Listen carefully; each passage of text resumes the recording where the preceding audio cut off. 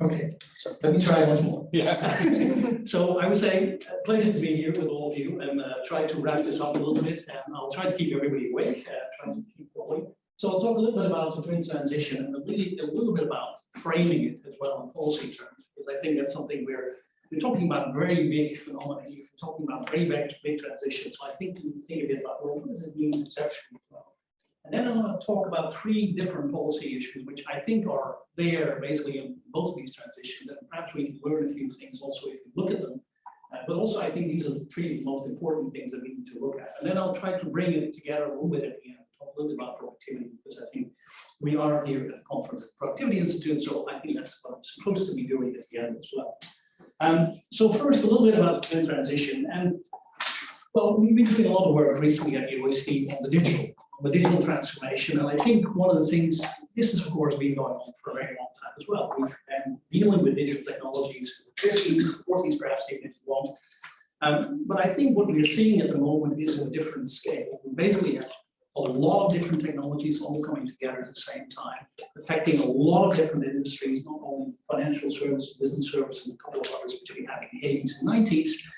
But a lot more technologies. The scope, I think what we're seeing is much larger as well. What digital technology can do at the moment is different from what it was some time ago. And the speed of change, I think, is probably not an issue. So for policymakers, this has been really tricky. And it is still really tricky to deal with it because it is really changing the way the economy is working. And of course, a lot of what we have in place in terms of laws, regulations, policies, and so on, we're really not adjusted to what we're dealing with at the moment. I'm just giving here 2 examples. One is intangibles. We moved from an economy which was based on machinery, equipment, fixed capital, to one which is based on much more tangible capital, a lot more data, software, other intangible assets, and we just don't know how to deal with it very well in policy terms. Second one, service application, came up in the last presentation as well as one of those issues. The services economy works differently as well. And it really challenges policies in different areas. The biggest example we're dealing with here at the OECD at the moment is tax policy. We have businesses can basically create value in many different places. How do you tax it? How do you figure out where value is actually being created? If companies can shift their assets in many different locations, including little tax havens, how do you deal with that in policy terms? It's one example, but we have many others. Trade policy is another one, but more and more digital so trade happening. Again, trade policy has great difficulty dealing with these issues. So there's this whole shift in terms of thinking about policy where we need to adjust and try to make it work. So we've had a project at the OECD for a couple of years to try and see, well, can we first improve the understanding what is really happening, what is really going on in this area, bring policymakers together, try to see whether we can develop a little bit more of a systemic or whole government perspective, whatever term you would use for that, and also think about policy making itself. And what we did there is really bring lots of different policy communities in Europe together. We're actually not a very large international organization compared to others, but we have most areas of policy under one roof, which means we can bring together people who work on trade policy, on competition policy, on innovation policies, on labor market policies, education policies, and bring them together and say, well, okay, how do we deal with this issue? Can we figure a way forward on some of those issues? And you can find more online on that. Similar, so we developed a framework for that. I mean, this is just a very simple picture, but basically we were looking at several different policy areas. We were looking at access, which is really about connectivity. How do you connect people, but also firms? How do you stimulate use? We talked a lot about diffusion, which is one of the issues I think we're dealing with. What about innovation itself? You get to the labor market side, job skills issues can become really important. Societal impacts, I think, something we haven't really spoken that much about, but really important as well. The trust issue, Jonathan spoke briefly about it when he spoke to GDPR and privacy came up, but there are other dimensions to that as well. Digital security, consumer protection, all these different dimensions as well that you need to look at. And then the market openness side of that as well, which I'll come back to, issues like competition policy, trade policy, many other areas. So we try to develop this framework, and you can find a lot more online on that, but also supporting it by measurement frameworks, because what we try to do as well, if we look at a policy area, what can we do about measuring it? So we basically have these 7 dimensions here as well. We can do this for about 50, 60 countries, and you can actually look where different countries are compared to the OECD average, compared to the best performer, and also to different countries. So the UK is about for more or less at the OECD average on many of these indicators. If you look at the digital economy, there are a few areas where it's lagging a little bit. And again, I try to put links everywhere if you want to follow up. Now, let's look at the net zero transition. Well, that's a different one. I mean, digital is something that we've been dealing with to some extent. We've been dealing with new technologies coming into the economy. But net zero, to some extent, it's existential. Basically, if we don't manage to do this, then we're doomed, more or less. Because I think, we need to think about it in that term to some extent. And at the moment, I think we're not really getting there. Where we are going is still that red line. What is being announced is this sort of a line which is a little bit lighter, which basically are announced pledges, but we need to go much more quickly. And that's where I think policy will need to do quite a lot. You can look at different countries as well. I have a line here for the UK, and I think Josh Martin showed that already. UK has actually done reasonably well compared to some of the big emitters. If you look at countries like Australia, Canada here, really no progress whatsoever in terms of emissions. The UK has done reasonably well, but a lot more is needed before we really get to where we need to go. And there as well, we're doing a lot of work at the moment.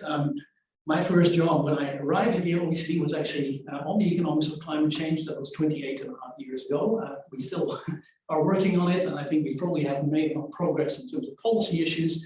But we're doing a lot at the moment, again, to develop this more comprehensive picture. And I don't want to take you through all of this, but really to say, well, we need to really bring quite a lot of different policies together to make this happen, and really make this transition happen and move it in the right direction.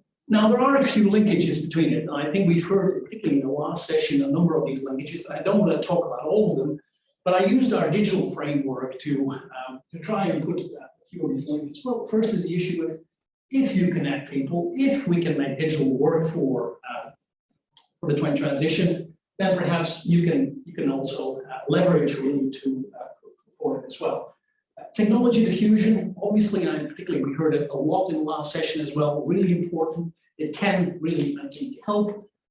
We need to have innovation going on. I will come back in a second on the jobs and skills transition, because I think it is really also something that is going to be tricky and difficult to deal with. And then I think the societal impact inequalities are really difficult as well. I think we've seen it now with the energy prices at the moment. Now, if you're dealing with things like climate change, carbon pricing, I'll come back to it in a second, then inequalities, societal impacts will be quite important to deal with. Trust, again, I think will be important in all this, and then markets and competition. I had another slide, which I excluded in the end, which is trying to go a little bit into what Jonathan was talking about. We've done a little bit of work as well at the OECD, trying to sort of look at these linkages. We should talk a little bit about that later, because I think there are many different dimensions here that we probably need to look at and understand, including some of the dark side that I think we spoke about. So that's a little bit of framing, and I want to talk now about three key policy issues, which I think are, to me, some of the most important. The first one is markets and incentives, because these are both processes that play out in markets that are a little tricky. And again, I'm not going to take you through all the details. We know a lot about digital markets. The fact that basically, yes, there are opportunities here, digital technologies, lower entry costs, easy sharing of ideas. They can sometimes also ease market penetration, so it may be easy to get into certain markets. But they also increase the importance of tacit knowledge, which means it's harder to share knowledge. We have the growing role of intangibles in some of these markets, and we have economies of scale, networking externalities, and quite a lot of other things, which means that there is a risk here of winners taking a lot of the market, or winner take most dynamics in some of these markets. We've done a lot of work on that, and again, I'm just putting links here about the fact that we do see growing industry concentration at the moment in quite a lot of these markets. We see a lot of mergers and acquisitions. We see higher markets, which basically means higher profit margins from firms. We see also declining firm level dynamics, so less entry and exit in some cases. And we see a growing gap, which also Anna Valero spoke about in the morning, between leaders and laggards in terms of productivity. The market for climate-related goods and services is probably even more complicated. And I think, again, we heard a little bit about that this morning. we're dealing with environmental externalities. Pollution isn't really priced by the market. If you are providing clean energy, for instance, well, it doesn't mean that you actually don't get any extra money for it. It's not priced. We have an issue here as well of knowledge market failures, which don't work always equally well, where there is evidence by my colleague Untitled Chapter, which showed that these are actually larger for low carbon innovation, why you need more energy R&D support. And there are issues linked to competition, incumbency, inertia, actually the fact that we have lots of fossil fuel companies which really want to get all the oil that they still own out of the ground because they can make profits out of that. So there is a real pressure to try and sort of do that, and that is not something that we can probably going to live in. So there are lots of issues here as well, but I think I just want to show a few examples from that. Not so much focus on digital markets. I put a little bit of evidence on that, but really about incentives, because one of the things I think that is important here is that at the moment, at least from the data that we see, we're still putting much more support for fossil fuels into the economy across the world than we are putting for energy, for low sort of energy renewables. And this is not a complete picture, but from what we see in terms of fossil fuel support, fossil fuel consumption subsidies, a lot more of that happening than support for energy, for renewable energy R&D, or also for more generally for diffusion subsidies. So in a sense, we're still pushing in the wrong direction with some of these policies. Secondly, the climate policies that we have in place, at least in most countries, still remain relatively weak.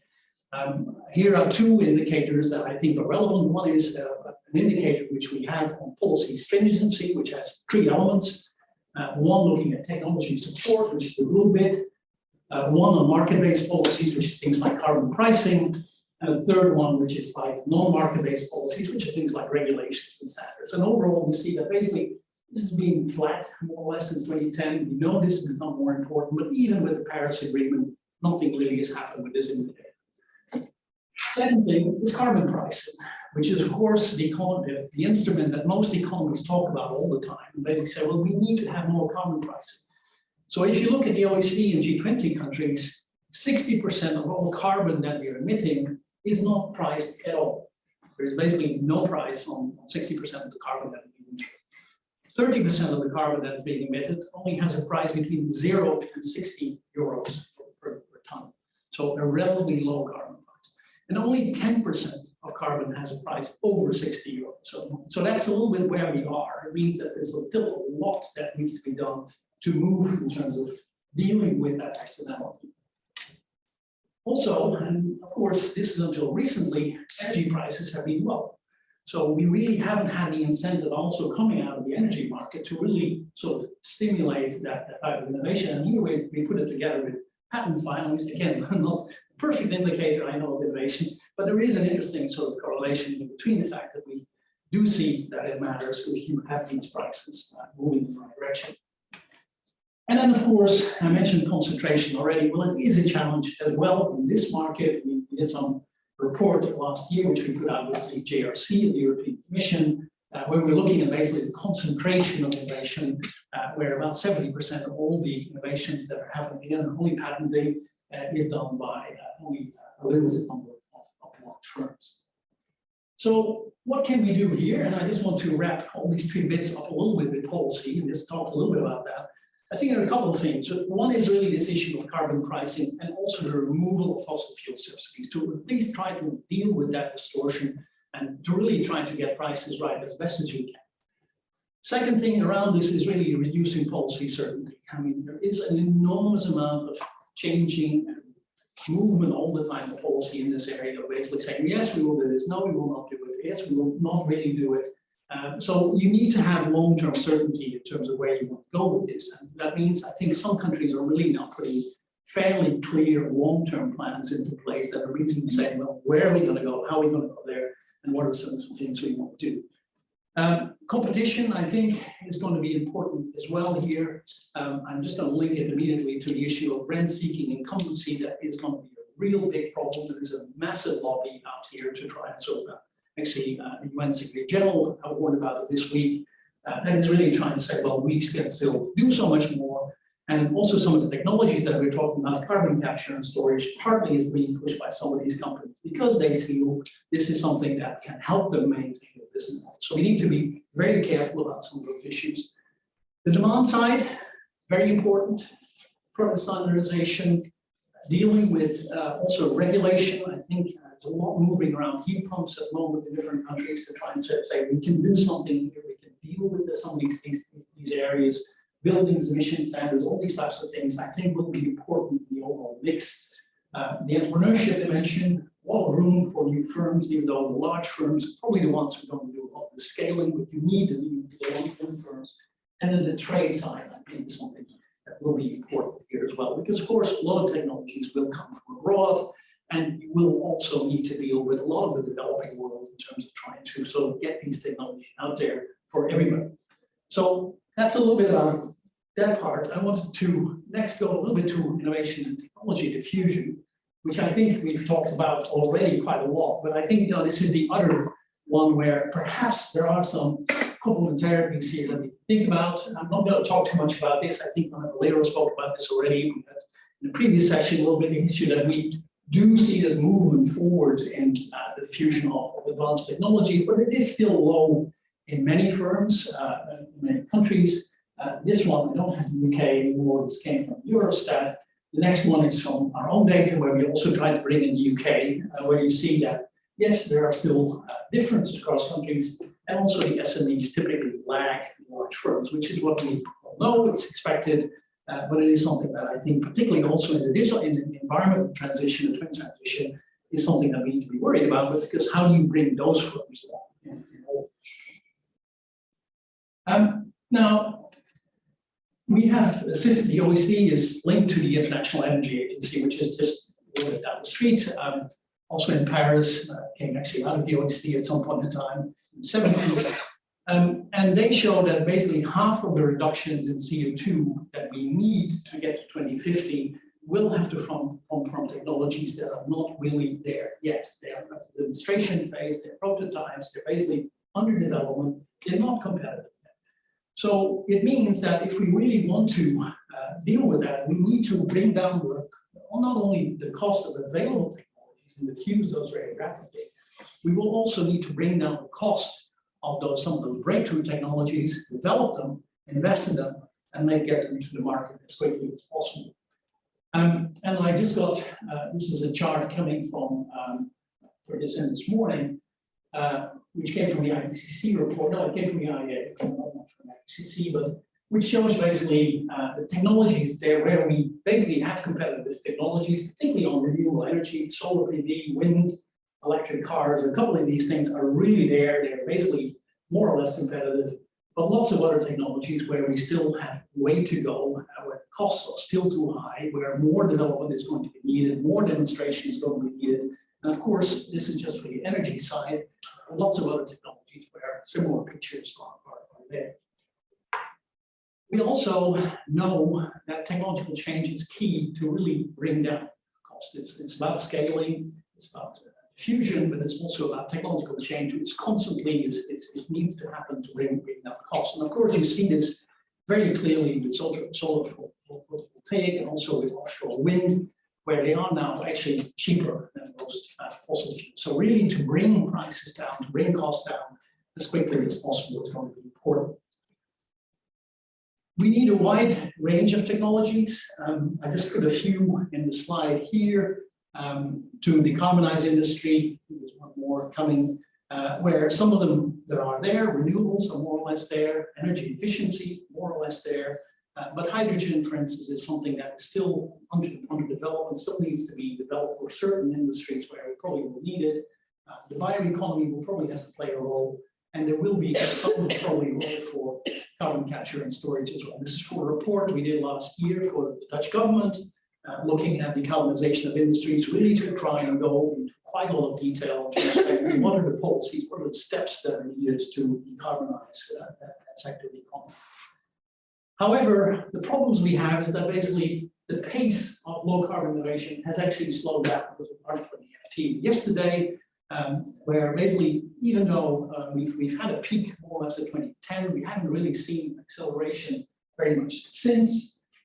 We also have seen that green startup funding, and I think Anna Valero spoke about it this morning as well. She mentioned it has not kept really pace, where we have seen a jump going from 2012, 2013 to 2017, but then pretty much flat, not really a lot of movement, even though you would think there would be lots of opportunities in this area.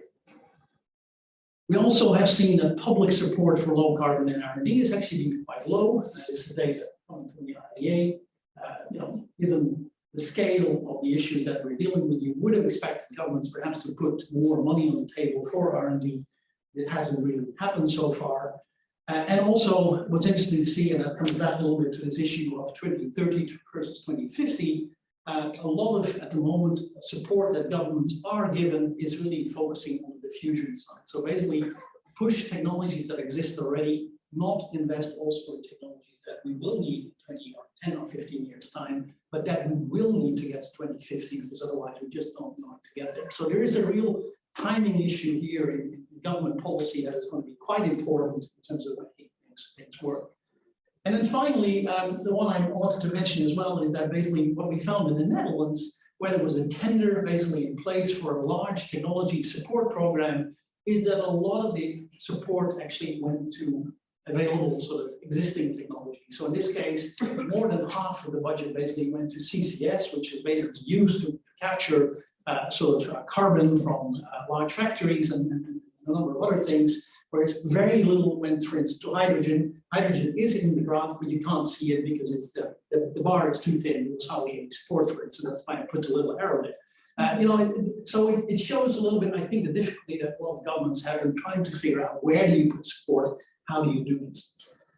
So here, I think we're doing a paper on this at the moment, but I think the issue is here we will need more support with breakthrough technologies. We will need more support to really make things happen on some of these technologies that are going to be needed in 10 years from now, because otherwise we will run out of steam. We'll do the easy things, and that will be important to do as well, but we will not be doing some of the things that we will need in 10 years' time. So we will need to get that balance right in terms of diffusion policies. Also, I think, particularly if you're talking to support for business R&D, a lot of the policies that governments have in place at the moment are all on R&D tax credits, so which is sort of undirected support. You basically say, well, here's a pot of money, do whatever you want with it as long as you do it R&D. I think we will need to be more directed into some of the support here as well. That's an issue that we're working on at the moment. And then there are a couple of other things. Digital comes in as well in terms of sort of enabling technologies as well. And of course here, there's a lot of room for international collaboration because everybody's in the same boat on this, and we will probably have a lot of scope to work together. So let me quickly get to the last one, jobs and skills. I think, and again, we heard a few of you talk about this earlier today already, but I think this is another big challenge that, of course, is coming up. And the interesting thing, though, even though we've been dealing with the digital transformation for some time, and there was a lot of anxiety about, well, we're all going to lose our job, every job will be automated. The interesting thing was before the COVID crisis hit us, actually, employment levels in most OECD countries were at record levels. So we were actually seeing lots of jobs being created, even though we did have perhaps this automation going on. It didn't seem to lead to as many job losses, or at least as many jobs were being created as we saw being lost. I think we've done this work, which also has been done a number of other places, looking at risks of job loss. But I think some of these estimates actually haven't really worked out yet. I think we're probably at much lower levels because a lot of jobs have been created as well, and this hasn't gone quite as quickly as we thought in terms of the jobs that really are at risk of being lost. We do see polarization, which of course a lot of people have focused on, but particularly the middle skilled jobs seem to be losing out. A lot of the high skilled jobs have been growing. Also low skilled jobs actually have been doing quite well. They're sometimes harder to automate than some of the middle skilled jobs. So you do see this polarization in the labor market. The problem, I think, when we get to the skills story is that we assume that everybody can easily work. We also assume that everybody is actually getting trained.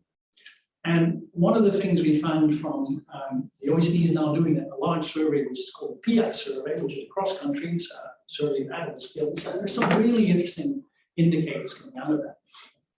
The first one is that there are many people in most countries who have very little ability in terms of literacy, numeracy, a couple of other things, which make it sometimes hard to learn and to learn new things. So that is a constraint, I think, that we see happening in many countries. And you can find your favorite country. I didn't want to focus this presentation on the UK. Some of the indicators are there for the UK, but I didn't want to focus on that. But you can see basically, it goes up to 30–40% in some countries of people who have very low levels of literacy or numeracy. The other problem is that most of the training that we're currently giving is going to people who probably need it least. So most of the training that we're currently given, again, this comes from the Pilat survey. If you look at the first arrow, basically shows that high-skilled people get over 60%. It's over 60% of high-skilled people get training, whereas only about 20% or so of low-skilled people get some training. And we see similar patterns for young people, for old people, people who are at low risk of automation or high risk of automation, people who are in permanent jobs or people on temporary jobs. So we have great difficulty actually focusing skills, support policies on the people who are probably going to be needing it the most. So just to wrap this up a little bit, as I say, there will be quite a lot of change, and we're doing at the moment more work as well, looking at the green transition and what that might mean, which sectors will be effective, what it might mean for all sorts of jobs.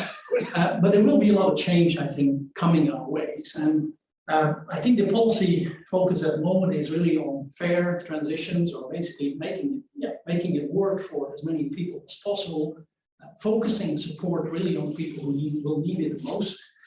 Training is going to be key. I think we spoke a little bit about also the types of skills that might be needed.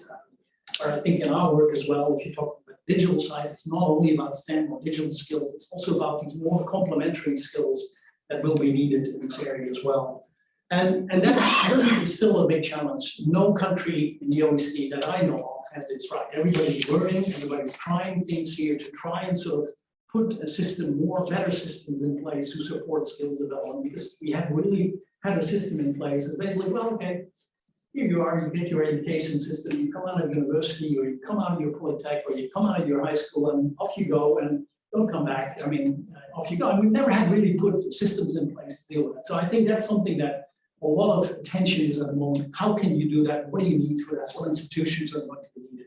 And who's going to pay for it, which is, I think, will be a different challenge as well. There are issues here about, say, social and labor market protection, and of course, I think also this is something that governments will need to do together with social partners, with business, and with unions, and every way to make it work. So those are the three policy issues I wanted to say something about. And let me end just say a little bit about productivity, because I think we are a productivity conference. I won't have all the answers, but I just want to say a few things about it. First, I want to come back to, again, what Anna Valera spoke about at the beginning, because we've done a lot of work on this at the OECD. This whole fact that we talk about the overall slowdown in productivity, but what we're seeing as well is this growing gap between sort of the firms that are still managing to improve productivity and a lot of firms that are not managing to do it. And we can also look at that with by different industries, and look at it across countries, and typically you see this gap is growing. And I think we heard about it earlier on already. There are risks involved in these transitions that these gaps will only worsen, because basically there are some firms who can adjust more easily. Talent, the management, the organizational capabilities, funding, all these different things to really make it work. And a lot of firms that will have great difficulties in doing that. So on the digital side, I think we heard a lot about this already. This is still on the way. I think it will take more time, more investment, especially for SMEs. A lot of sectors are still not there yet. I think the problem I find still very often in policy discussions, people are so much focused on technology and not on all process innovation, all the other things that are needed and complementary to it, organizational changes, business models. We heard about that in the last session, worker skills, processes. A lot of these things are often much more difficult. I think we all, it's easy to buy the equipment or to buy something, but to really make it work, it takes a little more time. Third point, and I haven't heard much about that, I think, today, which is the whole issue of structural change, which is also I think we spoke a little bit about within effects earlier on and within between effects, but there are also lots of change happens all the time in your economy, where some firms grow, some firms come into the market, some firms exit the market, and that is actually a very important driver of change. Creative destruction is a really important driver of change. So what you're seeing, I think, as well, that here, and both in the digital transition and in the green transition, there will be firms that will not make this, that will not be able to make that transition, and there will also be some firms that we probably want to get rid of.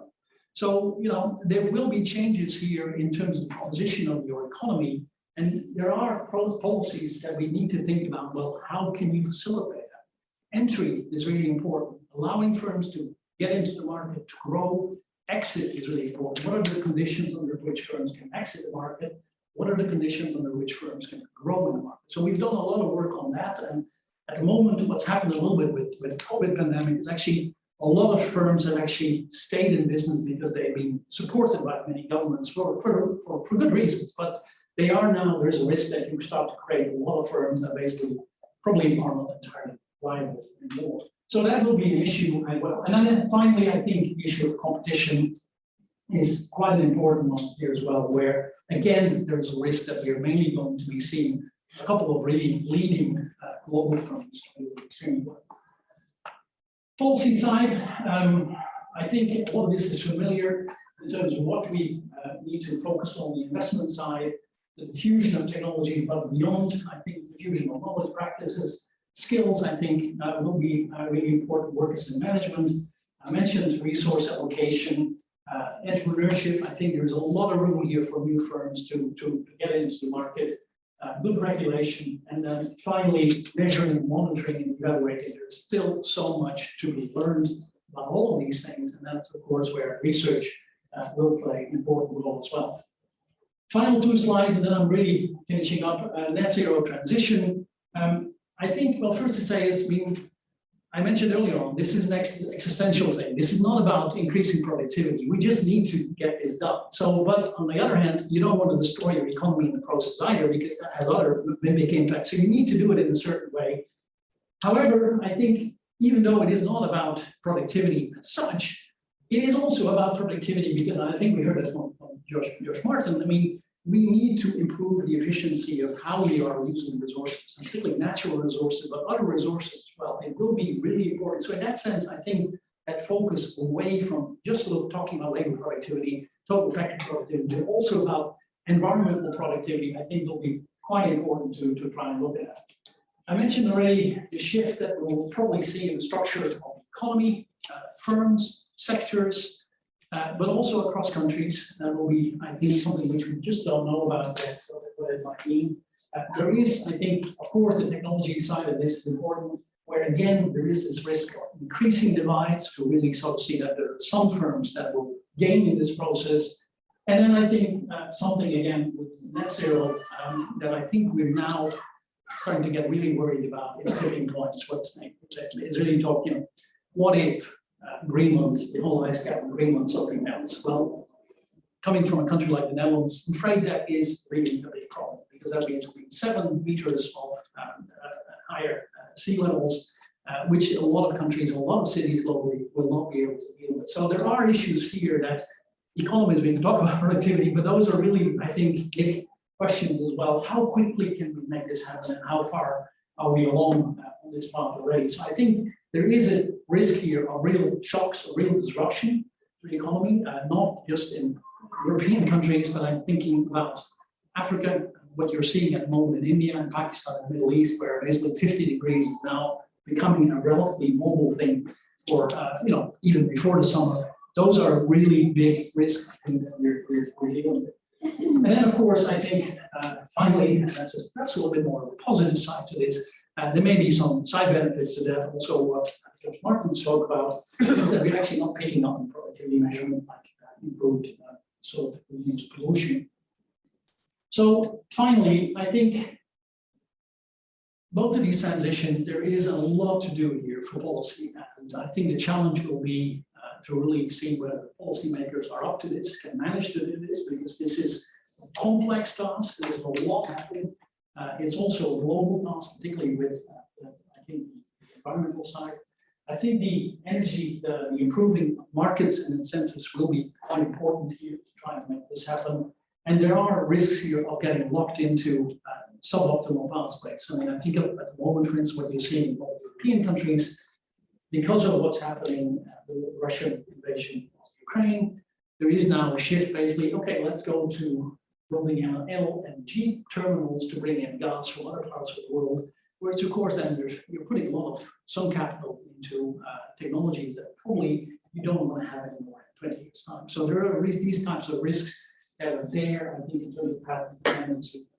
I spoke about skills and labor market policies as well. I think the issue of innovation and entrepreneurship, really important, I think, to drive this. And then I think issues linked to competition policy, openness, dealing with incumbency and so on will be really, really crucial. And then final one, really around inclusive and industry policies. I think what we're seeing at the moment with pricing of energy, how do you bring your populations along to carbon pricing, for instance, which is not a popular policy in most countries. So how are we going to deal with this, and how will we do it in a way that people feel it's fair and also deals with their concerns? In all of this, and bringing back to research, there is a lot here to do. There's a lot here to research, a lot to look at. I think Jonathan's presentation at the end shows you there are lots of gaps here. There's lots to be done here to try and understand a little bit better. So let me leave it with that. You can find much more on that website, and some of these things I've improvised a little bit here and there as well. You can also get in touch. Thank you.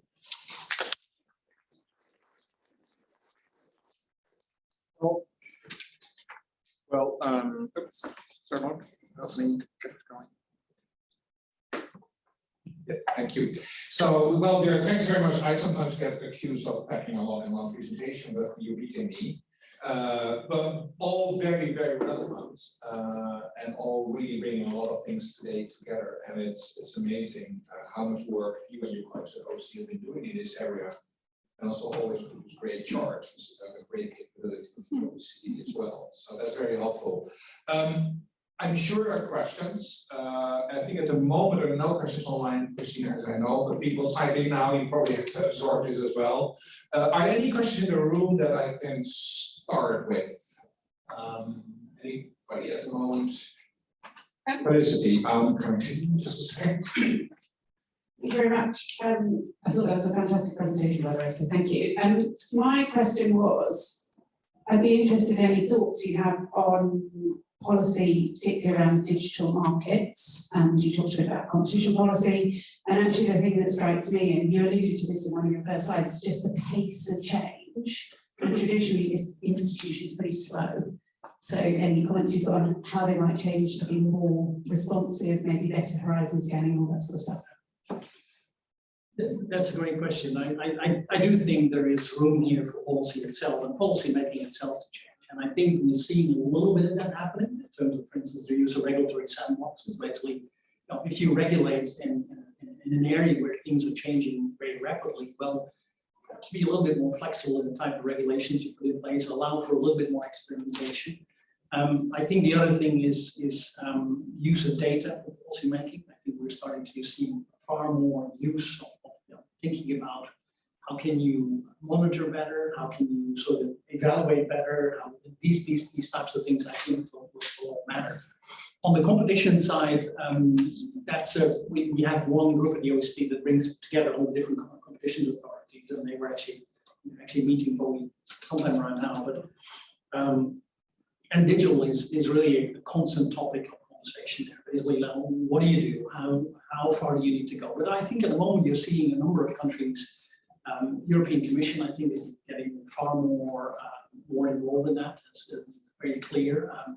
The US FTC is getting more sort of focused as well on digital competition. So I think you're seeing a shift there a little bit in terms of perhaps less. Well, it has all these benefits. So let's not worry about it too much. It has massive consumer benefits that we probably are accounting for. But there is, I think, now more of a view as well that perhaps there are some real drawbacks as well that probably need to be reined in. So what that will mean in practice, I think, isn't entirely clear yet. But I do think the shift, there has been a bit of a shift, I think, in thinking. Any questions right now? Second.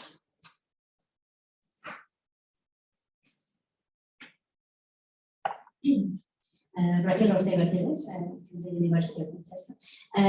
Thank you very much for your presentation. I don't have a question, it's more a reflection of today. So for me, I think that talking a bit about the policies on digitalization and sustainability at the same time, for me, I think that they are very different, isn't it?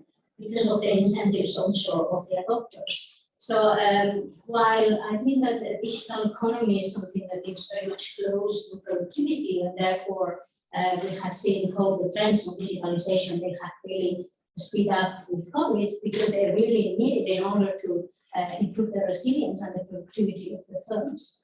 In the case of sustainability, I think that I think many firms, they see it more like a public good, you know, so if they are more sustainable, they are going to contribute for the good for the same community, or, but they don't see that much relationship with their own benefits, let's say.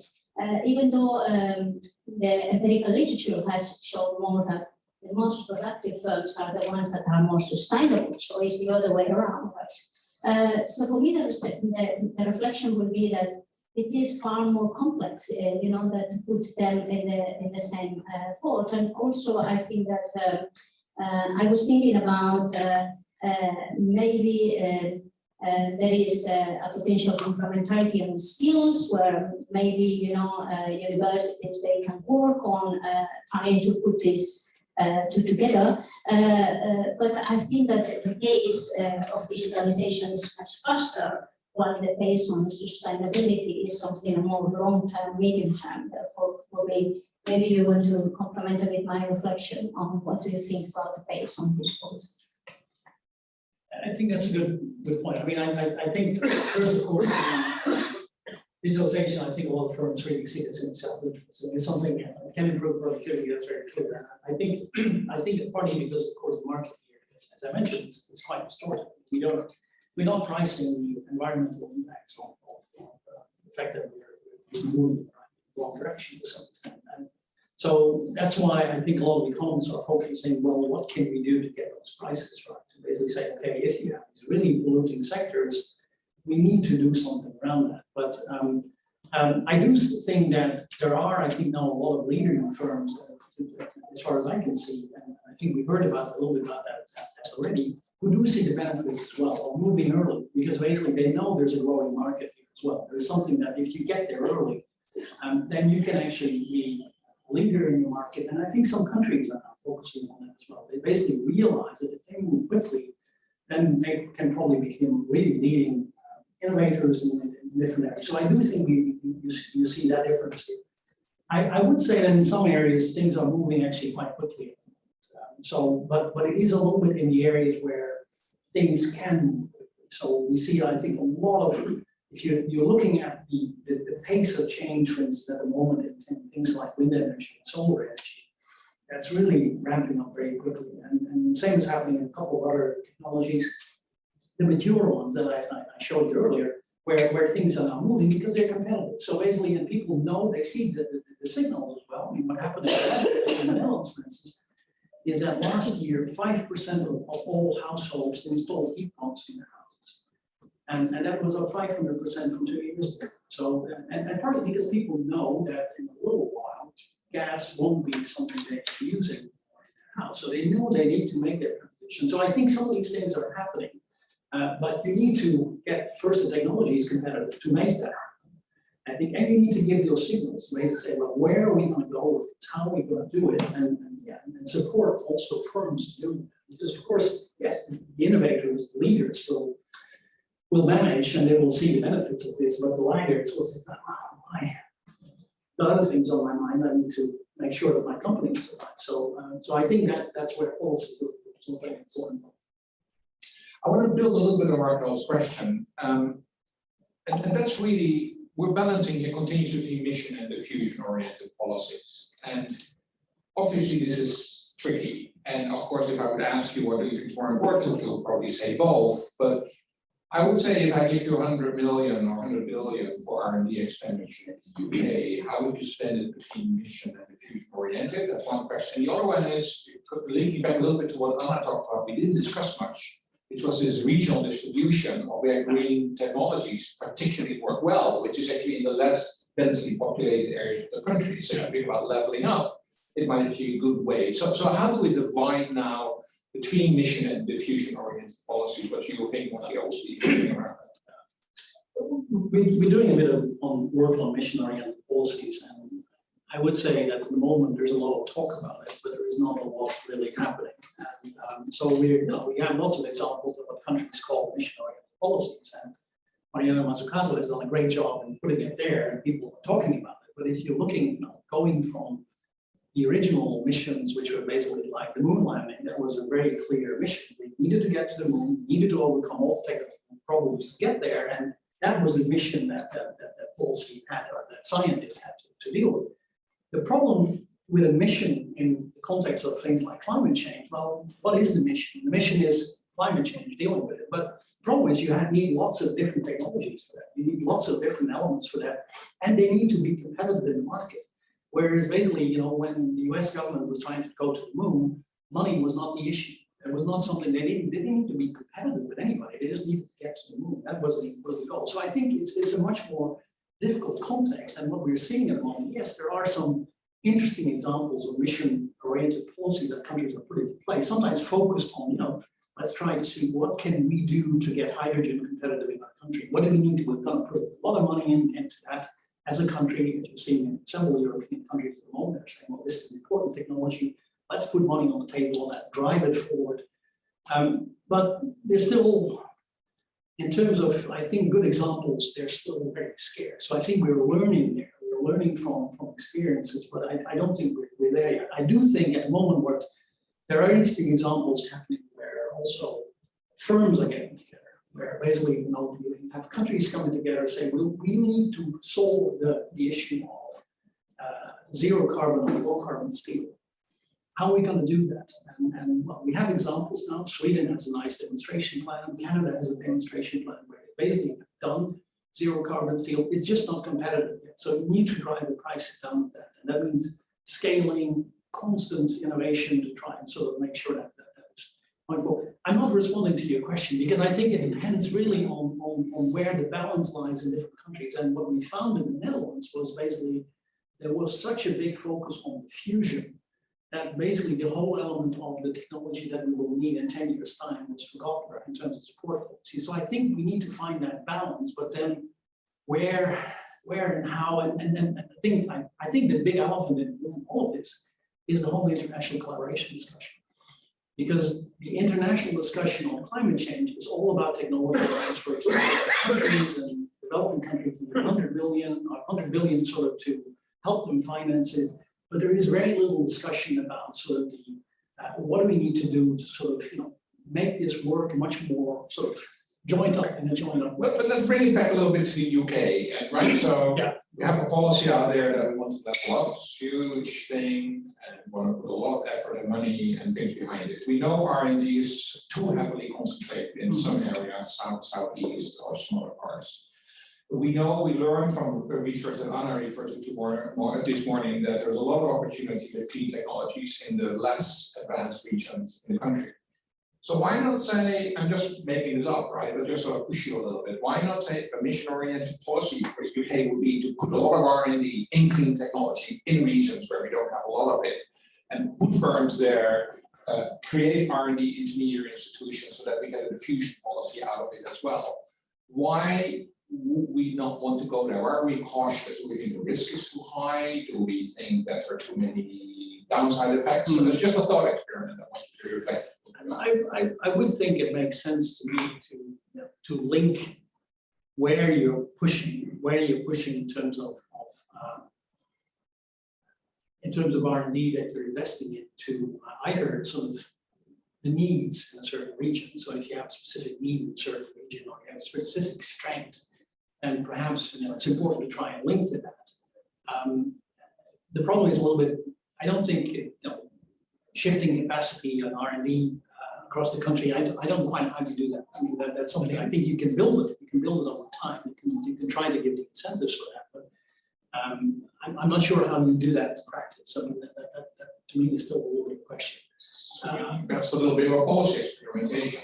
Yeah, no, I think, at the moment, I think there's a lot of room for policy experimentation in all this. And I think the problem is all with many governments is that policy experimentation is not something that all governments are particularly comfortable with, because it's risky. It's risky. There's a political risk. So it's a There's, political the environment issue issue. of failure in government policy is not easy. I want to take one more question on the room and one more question online. Just had a question online on green transition. How do you see the balance between supply side solutions, which you focus on very much, and demand side solutions?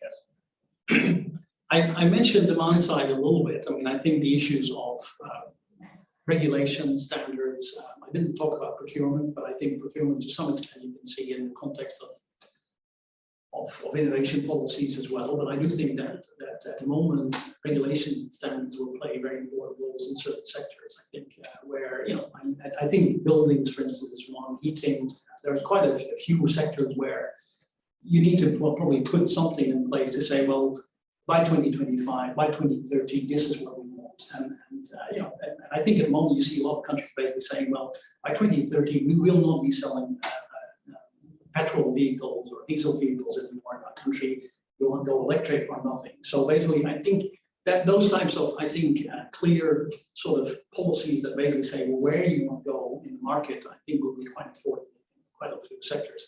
The balance, I think, in all of that lies really with looking at different sectors of the economy. So the story, particularly the IEA, is doing a lot of work on specific sectors of the economy. The story is different. Some sectors are very hard to deal with. Air transport is very hard one still. Cement is a hard one. Steel is a hard one. A couple of these sectors where really a lot of technological push I think will be needed still. And others I think you can do a lot more as well in terms of really also I think using outside. Last question from the round, then we have briefly. Just one very small question. Thank you. Dirk, my question is, do you see any future for collaborating between different industry players and then policymakers coming from different countries to develop this net zero economy and technologies that we need? Yeah, I think one of the things here, I think to think about, well, what's the level of collaboration that you're talking about? I think we're used to having a lot of collaboration on science in particular. That's where I think countries are quite comfortable with. If you get into a more competitive stage, then I think what we're seeing in among countries as well, there's competition happening. I think a lot of countries at the moment, that's going back to Phil's question a little bit. There's also countries that are trying to position themselves in this area as well. We had that debate yesterday at the OECD amongst a few countries, and I heard very clearly from the Netherlands government perspective. They say, well, we see it as well. We have opportunities if we develop. If we move quickly into some of these areas, we can compete internationally. We can start to. So at some level, also, you're probably not going to see that collaboration, and you also have questions about competition policy. That you probably want to do it to a certain extent, but at some point in time, it will be more about competition as well. I do think there are, collaborations happening a little bit. I think I'm not quite sure what the group is called, but there is this group of leading firms at the moment that are trying to push quite hard, and they're quite active in the COP26 conference that are trying to push together. So I think there are businesses that are leading as well in the field, and that will play a role as well in pushing policy in this area, which will be important because on the other hand, I think a lot of these basically trying to slow things down, basically trying to keep the rates that they still keep. Dirk, thank you very much for putting this all together and for all your questions on bringing this really to a close, not a final close, a lot more work to be done, but I think it was very helpful to pull it all together and get a little bit more focus on where we're going to heading. So